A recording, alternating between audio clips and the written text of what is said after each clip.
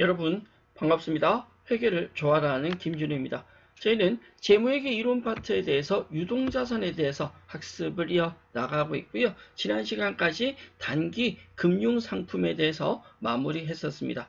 이번 시간부터 저희는 유동자산 파트의 매출채권 그리고 그 매출채권과 관련된 대손에 대해서 학습을 진행해 보고자 하는데, 먼저 살펴보실 내용은 매출채권에 대해서 강의 진행을 학습을 해 보도록 하겠습니다.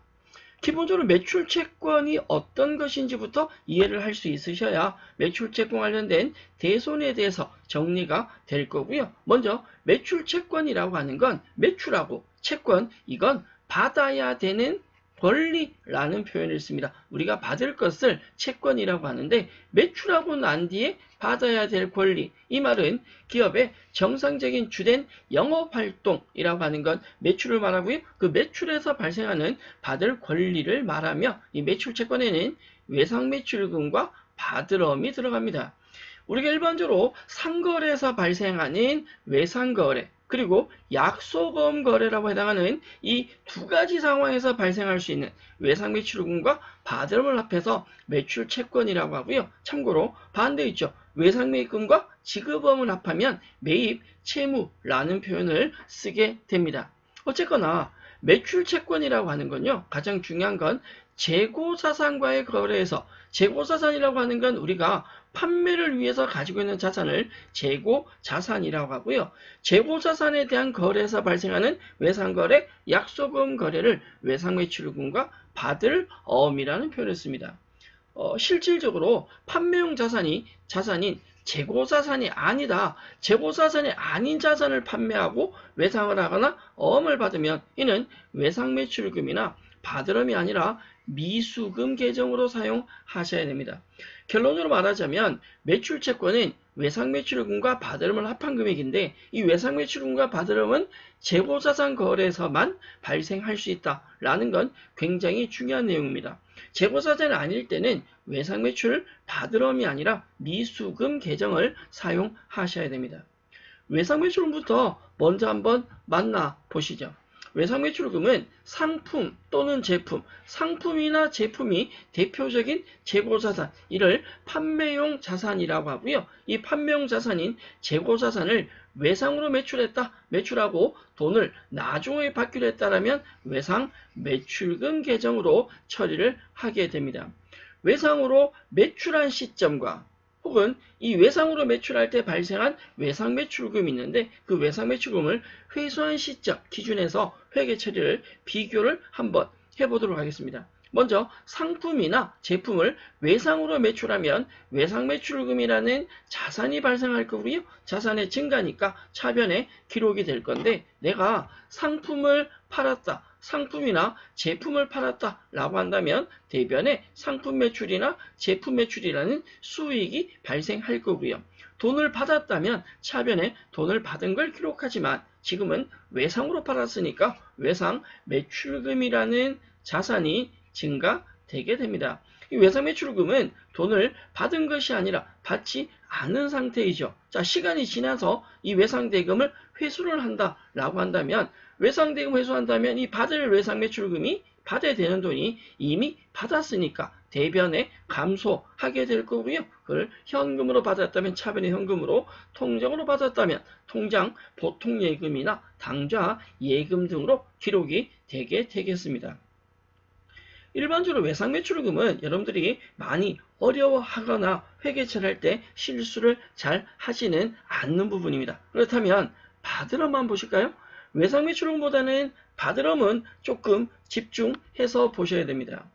받을어은 약소금이라고 하는데요. 이 약소금은 발행인인 채무자, 어음을 누가 발행했느냐, 혹은 수취인, 어음을 받은 사람이죠. 채권자 사이에 돈을 언제 주겠다라고 하는 개념이고, 외상대금과 같은 형식이지만 중요한 건 뭐냐면, 이 약소금은요, 만기일이 존재합니다. 약소금에는 날짜가 기록이 되는데, 일테면 종이 한 장이다. 여기에 금액이 기록이 되고 얼마라는, 그리고 하단에 은행명이 들어갑니다. 어느 은행에서 만기 날짜가 들어가는데 이 날짜에 지급하겠다라고 생각하시면 되거든요. 자, 거래 당사자가 A가 있고 B, 두 명이 있다라고 가정하고요. 만약에 A가 B한테 매출을 합니다. 그럼 A는 상품 매출하고 B는 매입을 했다라는 거죠. 그렇다면 B는 당연히 A한테 뭘 줘야 돼? 상품을 샀으니까 돈을 주셔야 됩니다. 그런데 돈을 주는 게 아니라 뭘 지급하냐? 어음을 지급한다는 거죠. 어음은 앞서도 말했지만 만기일이란 날짜가 있는데, 자, 돈을 내가 주기는 줄 건데 이 어음에 기록된 금액을 주기는 할 건데 언제 줄 거냐? 이 만기 날짜에 주겠다라고 약속을 한 겁니다. 그게 약속어음이다 라고 생각하시면 되죠. 따라서 B는 이 정해진 날짜에 돈을 지급해야 될 채무가 생기게 되고요. 어음을 받은 A는, 어음을 받은 사람은 그 날짜에, 만기 날짜에 돈을 받게 되는 채권이 발생하게 됩니다. 그런데 이 받을 어음의 가장 큰 특징은 뭐냐면 A가 어음을 받았어요. 이 어음의 날짜가 됐어. 만기가 됐어. 돈 받을 수 있잖아요. 그 돈을 B한테 가서 받는 게 아니고요. 여기 어음에 기록된 은행으로 갑니다. 이 은행에 가면 은행에서 확인하고 돈이 지급이 된다. 이런 절차로 간다라고 생각하시면 되는데, 만약에 B 입장에서 돈을 지급해야 될 만기일이 있단 말이에요. 그럼 그 만기일에 B의 통장에 돈이 들어있어야 돼요. 그래 은행이 지급할 거 아니야. 만약에 만기가 됐는데 B 통장에 돈이 부족하거나 없으면 그 어음은 부도 처리된다라는 표현을 씁니다. 그래서 기업들은 자금 관리를 하는데 줄 것과 받을 걸 다 관리하셔야 됩니다. 받을 것보다, 근데 받는데 조금 늦게 받는데 이건 크게 문제가 안 되는 거죠. 지급해야 되는 날짜가 있는데 그 날짜를 놓치면 굉장히 문제가 된다. 보통 우리가 신용카드를 쓰면 카드 결제일이 있고 통장에 돈이 빠져나간단 말이에요. 근데 카드 결제일에 통장에 돈이 없다면 그걸 우리는 연체라는 표현을 씁니다. 기업 입장에서 어음은 만기 날짜에 통장에 돈이 부족하거나 없으면 연체보다 더 무서운 부도라는 표현을 써서 강제성을 띠게 됩니다. 어쨌건 약속음은 받을음도 있고 지급음도 있는데 저희는 지금 받을음에 대해서 살펴보고 있고요. 앞서도 얘기 드렸듯이 받을음의 제일 큰 특징은 만기 날짜가 존재하고 이 만기일에 B가 누구한테? A한테, 발행인이 수취인에게 돈을 지급하겠다라고 약속한 증서이다라고 생각을 해주시면 됩니다. 이 받을어음은요, 재고자산을 팔고 약속을 받았다. 그럼 당연히 받을 어음으로 자산이기 때문에 받았으면 자산의 증가로 차변의 기록이 되게 되는데, 이 받을어음은 크게 5가지의 상황이 있습니다. 먼저 받을어음을 받았을 때 어떻게 처리하느냐, 혹은 그 받은 어음이 만기가 되었을 때, 우리가 약속어음이 만기가 되어서 돈을 주세요라고 하는 걸 만기 추심이라고 합니다. 또한 배서양도라는 것이 있고요. 할인, 매각거래라는 것이 있고 어음에 대해서 부도가 발생할 수도 있습니다. 받을음에 대해서 이 5가지 상황에 따른 회계 처리가 각기 다 다른데 이들을 지금부터 하나씩 만나보도록 하죠. 정리하고 넘어갈 건 이겁니다. 재고자산, 판매용 자산에 대해서 외상거래하면 외상매출금, 약속음을 받으면 받을음인데 이 거래가 재고자산이 아니다 라고 한다면 외상매출금이나 받을음이 아니라 미수금 계정으로 처리하셔야 된다라는 건 정리해 주시고 넘어가 보도록 하겠습니다. 받을음에 대한 기본적인 5가지 상황 중에서 그 첫 번째 약속음을 받았을 때, 수취했을 때 어떻게 될지 보시죠. 상품이나 제품을 매출하고 약속음을 받으면 받을음 계정 차변으로 처리하게 됩니다. 상품 매출이나 제품 매출이라는 수익이 대변에 발생할 거고요. 현금이나 예금이나 받은 걸 차변에 기록하게 될 건데, 외상이면 외상매출금이지만 어음을 받았다라고 한다면 받을 어음이 됩니다. 돈을 받은 건 아니고요. 언제쯤 뭐 할 것이다, 받을 것이다 라는 거죠. 그럼 언제 받게 될 것이다, 이 어음이 날짜가 되었을 때, 만기가 되었을 때 돈을 받게 될 겁니다. 두 번째, 방금 받은 어음이 있는데 만기가 도래했어요. 만기 날짜가 됐다. 그럼 돈을 받을 수 있는 건데 약속음이 만기되면 거래처에 가서 받는 거 아니라고 그랬습니다. 이 어음을 들고 어음에 기록되어 있는 은행으로 갑니다. 은행 가서 돈을 주세요 라고 합니다. 그걸 우리는 추심 의뢰라고 하고요. 어음이 만기돼서 은행 가서 돈을 주세요 라고 해서 추심 의뢰를 하면 받을 어음이 대변으로 감소한다. 이제 받을 거였는데 지금 받는 거잖아요. 그럼 대변에 받을 어음이 감소하게 되고요. 차변에 돈을 받게 되는데 이 어음이 만기됐을 때 실무적으로는 굉장히 조심하셔야 됩니다. 받을 어음을 만기돼서 은행에 주세요라고 하면 추심을 하게 되면 은행에서 수수료를 받게 됩니다. 이 경우 수수료는 단기 비용으로 처리하는데요. 추심 관련 수수료는 어음이 만기되었을 때 발생하고 만기되었을 때는 수수료 비용이라는 계정 과목으로 처리를 합니다. 예를 들어서 내가 받아야 될 어음이 100만 원이다. 그런데 100만 원이 통장에 다 들어오지 않는다라는 거죠. 은행도 먹고 살아야지. 본인들이 수수료 일부를 받는다. 예를 들어서 수수료가 5만 원이다 라고 한다면 5만 원의 수수료 제외하고 95만 원이 당좌 예금 통장으로 아니면 보통 예금 통장으로 입금이 되게 됩니다. 이 경우의 수수료는 일반적인 비용, 판관비, 판매 관리비로 처리가 됩니다. 자, 두 가지 상황이 반대인데요. 어음을 받았을 때 어떻게 할 것이냐? 이 받은 어음이 만기돼서 돈 받을 때 어떻게 처리되느냐라는 건데요. 어음이 만기됐을 때는 수수료가 발생할 수도 있다라는 건 챙겨주시고 다음 내용으로 넘어가도록 하겠습니다. 첫 번째, 약속금의 보관. 두 번째, 약속금의 만기 추심 살펴보셨고요. 다음 보실 내용은 배서 양도입니다. 받으럼 뒷면에 내 인적사항을 기록하고 그 받으럼을 타인에게 양도한다? 내가 받을 건데 이거 이제 니 해라 라고 넘겨주는 거죠. 받으럼을 넘겨주게 되면 양도하게 되면 받으럼이란 자산이 감소하게 됩니다. 따라서 대변으로 넘어가게 되는데요. 이 거래는 내용을 보시면 외상매입금이라는 부채가 있습니다. 우리 받으럼 배서에서 굉장히 자주 발생하는 거래인데 외상매입금은 부채니까 대변이에요. 그런데 외상매입금인 부채가 차변으로 감소하는 거죠. 내가 거래처에서 물건을 외상으로 사서 갚아야 될 부채가 있다. 근데 이 부채를 돈을 주는 게 아니고 거래처에 묻는 거지. 야 봐봐라.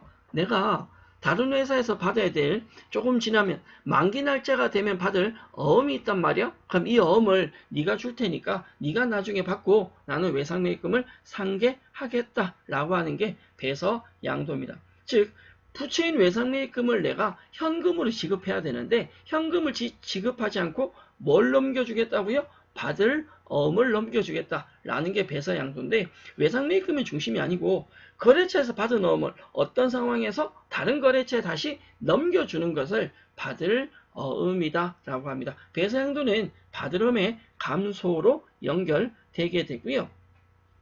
앞서 말했듯이 외상매입금을 받으럼으로 배서해서 결제하는 외상매입금을 어음으로 결제하는 경우는 향후에 실습 예제에서 여러분들이 많이 접할 수 있을 겁니다.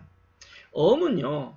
만기되고 만기 날짜가 되고 돈을 받을 수도 있지만 할인이라는 게 있습니다. 할인의 가장 큰 특징은 만기 날짜가 아니라 만기되기 전에 돈을 받는 거예요. 이상한데? 분명히 앞서 뭐라고 설명드렸냐면 약속어민 받으럼은 만기일이 기록이 되고 그 만기일에 돈을 받는다라고 했습니다. 그런데 경우에 따라서는 만기되기 전에 돈을 미리 받을 수 있어요. 뭐냐면 받으럼이 만기되기 전에 은행에 가서 야 은행에 이 어음 네가 하고 나한테 돈을 좀 미리 좀 땡겨서 주면 안 될까요? 라고 묻는 게 어음의 할인이고요. 이 경우를 우리는 어음을 매각한다라는 표현을 쓰는데 어음을 누구한테 매각하냐? 은행에 매각합니다. 은행에 주고 어음 네가 나중에 돈 받고 나한테 돈을 조금 미리 달라라고 하는 건데 문제는 어음은 만기돼야 돈을 받을 수 있다. 은행도 만기돼야 돈을 받을 거 아니에요. 그럼 만기되기 전에 우리한테 돈을 먼저 준다는 건데 이 경우는 할인료가 발생합니다. 어음을 만기되기 전에 미리 할인받는다. 할인받을 때 발생하는 수수료라고 해서 할인료라고 하고요. 이 경우의 계정 과목은 매출채권, 처분, 손실이라는 별도의 계정이 존재합니다. 받으름이 대변을 감소하고요. 돈을 받는데 다 받는 게 아니라 매출채권, 처분, 손실, 할인할 때 발생한 수수료를 차감하는데 자 조심할 건 이겁니다. 조금 전에 우리가 어음이 만기돼서 돈을 받을 때 뭐가 발생할 수 있다? 수수료가 발생할 수 있다라고 했습니다. 그때는 수수료 비용이라는 계정을 쓰지만 할인받는다. 만기되기 전에 어음을 은행에 매각하는 거래에서는요. 할인료도 발생할 수 있고 수수료도 발생할 수 있습니다. 이 경우는 할인료와 수수료를 합해서 수수료란 계정이 발생하는 게 아니라 할인료와 수수료를 합해서 매출채권, 처분, 손실이라는 계정을 쓰게 됩니다. 잠시 뒤에 한 번 더 정리해 보도록 할게요. 자, 어음에 대해서 부도라는 개념이 있는데요. 내가 받으름 계정이 있습니다. 받으름은 자산이니까 차변의 증가가 되고 대변의 감소 요소가 기록이 되겠죠. 내가 거래처에서 어음을 받았어. 어음을 수취하면 차변에 받으름이 존재한단 말이에요. 이 받음에 대해서 나중에 만기가 되면 은행 가서 돈 주세요라고 하고 돈을 받을 수도 있고 만기되기 전에 할인 통해서 미리 받을 수도 있는데 받으름이 만기가 되기 전에 혹은 만기가 되었는데 은행 갔는데 거래처에 통장에 돈이 없는 거예요. 이런 경우는 기본적으로 어음이 부도났다라는 표현을 쓰게 됩니다. 물론 어음이 부도 처리되는 건 만기되고 난 뒤에 한 6개월 정도 지나서 시간 좀 지나고 부도가 확정되기는 해요. 뭐 그래도 기본적으로 받으름이 은행에 갔는데 지금 받을 수 있는 어음인데 돈이 없더라. 그럼 받으름이 감소하면서 부도어음, 어음인데 받을 수 있는 어음이 아니라 부도난 어음이다 라고 표현을 하고 정확한 계정 명칭으로는 부도어음과 수표라는 표현을 씁니다. 5가지 상황 보셨어요? 어음을 받았을 때, 수취했을 때, 만기되었을 때, 배서양도, 할인, 그리고 부도 5가지 상황을 회계 처리를 보셨는데 세부적인 저희가 뒤에서도 살펴보겠지만 지금 설명드린 내용을 여러분들이 반드시 정리해 두셔야 됩니다. 분명히 받으름은 차변과 대변 양쪽에 서로 다른 내용이 기록이 됩니다. 받으름은 자산이니까 앞서도 얘기 드렸듯이 차변의 증가와 대변의 감소가 기록이 되게 되는데 어음을 받으면 차변이 기록이 되는 거예요. 이건 받으름의 증가 부분입니다. 그럼 반대 감소 전체 항목 보실 건데 첫 번째 어음을 받았는데 이건 보관에 대한 내용이죠. 첫 번째. 두 번째는요. 어음에 대한 돈을 받아요. 돈을 받는데 수수료가 발생할 수도 있고 매출채권 처분 손실이 발생할 수도 있죠. 이 2가지 차이를 우리는 뭐라고 했냐면 어음이 만기되고 돈을 받을 때는 수수료가 발생하고 만기되기 전에 돈을 미리 받는다. 이 경우는 매출채권 처분 손실이 발생한다 라고 했는데요. 매출채권 처분 손실은 할인료와 수수료를 합한 금액이다 라고 얘기 드렸습니다. 맞습니까? 어음을 받았을 땐 차변이 기록을 하지만 어음에 대한 돈, 어음 대금을 받는 건 대변으로 받으름이 감소하면서 얘가 만기되고 받느냐 만기되기 전에 받느냐에 따라서 수수료가 발생할 수도 있고 매출채권 처분 손실이 발생할 수도 있습니다. 내가 받은 어음을 타인에게 넘겨주는 건 배서 양도 우리가 외상매입금을 어음 결제한다. 차변의 외상매입금 대변의 받으름 이렇게 간다라고 있고요. 은행에 어음을 들고 갔는데 돈이 없다. 아니면 거래처가 만기 전에 실제 부도 처리되었다. 그때는 부도어음으로 처리를 합니다. 약속음이 부도가 나면 부도음으로 처리했다가 한 6개월 정도 지나게 되면 이 부도음은 대손. 대손은 실제로 못 받게 되는 회수가 불가능한 상태를 대손이라고 하고요. 약속음은 부도나고 한 6개월 정도 지나면 대손 처리하게 됩니다. 약속어음은요. 차변에 증가하는 상황과 대변에 감소하는 상황을 구분하셔야 되고 각각의 회계 처리가 다르다라고 설명드렸어요. 전체 5가지 중에서 첫 번째 경우에 약속은 보관 수치는 증가이시고 나머지 만기 추심, 배서양도, 할인, 부도 전부 다 약속음의 감소, 거래, 유형에 해당되겠죠. 특히 만기와 할인은 반드시 구분해서 만기됐을 때는 수수료 비용이 수수료만 존재하지만 만기 전에 할인받으면 수수료도 나올 수 있지만 할인료도 나올 수 있다. 그 수수료와 할인료를 합해서 매출채권, 처분, 손실로 이야기를 드렸습니다. 받으름에 대해서 일반적인 내용에 대해서 정리를 해드렸고요. 받으름 관련된 회계처리 예제 살펴볼 건데 받으름에 대한 회계처리 예제는 기본적인 내용뿐만 아니라 조금 추가적인 범위까지 넣어서 거래 유형을 살펴보고자 합니다. 내용이 조금 어려운 내용도 있으니까 집중해서 내용 정리 부탁드리고 출발해 봅니다. 자, 먼저 첫 번째 문제입니다. 거래처로부터 물품 대금으로 받은 약소금이 있는데, 우리가 물품 대금으로 받은 약소금이다 라고 하는 건 이전에 우리가 거래처에 매출하면서 약소금을 받아서 바드럼으로 처리했다라는 거죠. 이 바드럼이 만기 날짜가 있을 거고, 만기일에 은행에 추심 의뢰를 하고 수수료 2만원을 현금으로 지급하다라고 했습니다. 이 문제는요, 특성이 하나 있습니다. 이건 뭐냐면, 어음이 만기가 되었는데 어음에 대해서 돈을 받았다라는 말이 없죠. 이 문제의 특징은 약소금이 만기되고 돈은 아직 못 받았고 받기로 했고, 뭘 지급한 거냐? 추심 수수료를 지급한 겁니다. 쉽게 말하면 이런 상황이지. 은행에 갔는데 너무 늦게 간 거죠. 마감 시간 다 돼서. 그래, 은행에서 일단 수수료 지급하고 가면 며칠 안에 처리해 주겠다, 이런 상황이라고 보시면 됩니다. 어음이 만기가 되긴 했는데 돈 주세요라고 했는데 은행에서 수수료만 일단 먼저 달라 했다. 그래서 우리는 수수료만 지급하고 온 상황이다. 이 문제는요, 받을 어음이 거래상에 회계 처리가 되지는 않습니다. 어음은 추심 의뢰만 했고 수수료만 지급했기 때문에 차변의 수수료, 대변에 현금으로 처리하시면 되고, 돈을 받으면 대변에 받을 어음, 그리고 돈 받은 걸로 처리하면 되겠죠. 1번 문제는요, 상황 자체가 어음이 만기되긴 했지만 추심 수수료만 지급하는 거래이다 라고 생각하시고요. 1번과 2번 문제가 어떻게 다른지를 여러분들이 구분해 주시면 좋겠습니다. 문제 2번은 거래처로부터 물품 대금으로 받은 약소금이 있는데 100만원, 만기되어서 은행에 추심 의뢰에 돈 주세요 했고요. 수수료 2만원을 제외한 돈이 통장에 입금까지 되었다. 이거 완전히 받은 거죠. 우리가 해야 될 건 대변에 받을 어음이 감소합니다. 대변에 받을 어음이라는 자산이 100만원 감소하면서 통장에 들어온 돈은 수수료 2만원 차감하고 통장에는 98만원이 들어오게 되죠.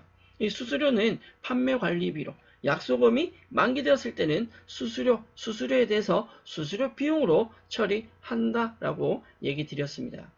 자, 3번 예제 갑니다. 울산 상사에 상품 80만원을 매입했다. 그럼 내가 상품을 샀으니까 돈을 지급해야 되는데 울산 상사에 돈을 주는 것이 아니라 부산 상사로부터 받은 약소금을 뭘 한다고요? 배서양도. 약소금의 배서양도는 내가 받은 어음을 타인에게 넘겨주는 거죠. 3번 문제는 약소금의 배서양도와 관련된 회계 처리인데, 차별의 상품을 샀습니다. 우리는 이 상품을 누구한테 샀느냐? 울산 상사에 산 거예요. 그리고 돈을 울산 상사에 지급하는데 뭘 줘? 어음을 넘겨주는 거죠. 이 어음은 누구한테 받은 어음을? 부산 상사에 받은 어음을 넘겨줍니다. 그러면 울산 상사는 우리에게 물건 팔았지만 돈은 누구한테? 부산 상사에 나중에 어음을 통해서 받게 되겠죠. 차변의 상품, 대변의 받을 어음, 배서, 양도, 받을 어음을 넘겨주는 거래에 해당합니다. 4번 문제, 물품 대금으로 받은 약소금이 200만원 있는데요. 만기일 전에 은행에서 할인받고 할인료 10만원을 제외한 금액이 통장으로 이체되었다라고 나와 있습니다. 이건 어음에 대해서 만기 전 할인인데, 자, 잘 보셔야 합니다. 어음은요, 만기되고 돈을 받는 게 원래 일반적인 원칙인데 만기 전에 은행에서 할인받습니다. 여기에 두 가지 상황이 있습니다. 우리는 앞서 내용 정리하면서 뭐라고 했냐면 만기 전에 받는 걸 매각 거래로 한다라고 얘기 드렸는데, 실제 실무적으로는 매각 거래도 있지만 차익 거래도 있습니다. 자, 두 가지 상황. 만약에 이 두 가지가 어렵다고 한다면 여러분들은 매각 거래만 하시고 차익 거래는 버리셔도 된다. 나중에 할 거니까 일단 눈으로만 보셔도 되지만 둘 다 이해가 되었으면 좋겠습니다. 가봅니다. 매각 거래라는 건 내가 가진 이 어음을 우리 회사가 누구한테? 은행에 소유권을 넘겨주는 겁니다. 이 어음을 은행 네가 하고 나한테 돈 달라라는 거거든요. 대변에 받을 어음이 200만원 감소하고 차변에 만기됐을 때는 수수료가 발생하지만 만기되기 전에는 매출채권 처분 손실. 이 매출채권 처분 손실은 할인료와 수수료를 합해서 매출채권 처분 손실이다라고 얘기 드렸어요. 200에서 할인료와 수수료 빼고 190만원이 통장에 들어옵니다. 이건 어음을 은행에 주고 이 어음은 네가 해라 라고 하고 돈을 받는 거고요. 차익거래는 뭐냐면 어음 소유권을 은행에 주지 않습니다. 우리가 그대로 가지고 있습니다. 다만 이 어음을 담보로 해서 어음을 지급하지 않지만 어음을 담보로 해서 돈을 빌리는 겁니다. 그러면 대변에 받을 어음이 감소하는 게 아니고요. 차입금이 발생하고 그리고 할인료나 수수료는 차입이니까 이자를 지급한 것과 똑같다. 이자 비용으로 처리가 됩니다. 여기 매출채권 처분 손실이 할인료와 수수료라면 이자 비용도 똑같이 할인료와 수수료입니다. 결론은 매각거래에서는 매출채권 처분 손실이 발생하지만 차입거래에서는 매출채권 처분 손실이 아니라 뭐가 나온다고요? 이자 비용이 나온다고요. 매각은 어음을 넘겨주기 때문에 받으름이 감소하지만 차익거래는 어음을 담보로 돈을 빌리는 거기 때문에 차익금이 발생하게 됩니다. 자, 5번째 예제 한번 넘어가 보죠. 우리가 받아놓은 소유중인 받으럼 80만 원이 있는데 만기되어서 은행에 추심을 해서 돈 주세요라고 했는데 은행에서 안 돼, 돈 못 줘? 왜 못 줘? 이 어음을 발행한 회사에 통장에 돈이 없다. 그걸 우리는 뭐라 부른다고요? 부도라고 부른다고요. 그럼 나는 돈을 못 받잖아요. 못 받구나. 못 받는구나. 못 받네. 그러고 있으면 되는 게 아니라 어음을 받아준 사람한테 야, 통장에 돈 없대. 돈 못 받았어. 돈 줘. 라고 얘기를 하겠죠. 그게 상환 청구고요. 지급 그절 정서 작성 비용 3만 원. 이건 뭐냐면 은행에 추심 의뢰했는데 은행에서 이러이러한 사유로 돈을 지급하지 않았다라는 그 증거 서류 작성 비용이고 이 돈은 어음 발행인에게 달라고 요청을 할 수 있습니다. 어음이 부도난 상황인데요. 대변에 받으름은 80만 원 감소하고요. 현금을 지급한다. 증서 비용입니다. 이걸 내가 나중에 받아야 될 거 아니에요.